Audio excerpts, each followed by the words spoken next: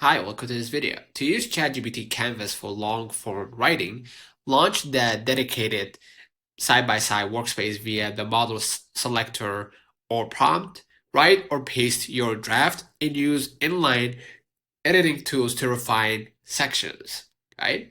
So select GPT 4.0, right? Which you need to upgrade in order to access the GPT 4, right? Or the GPT 4.0 with Canvas. From the model drop down menu or click the tools icon in the compose toolbar, right?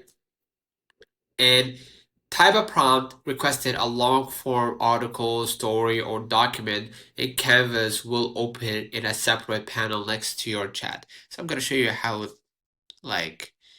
look like. Let me just go ahead. Up, scroll up.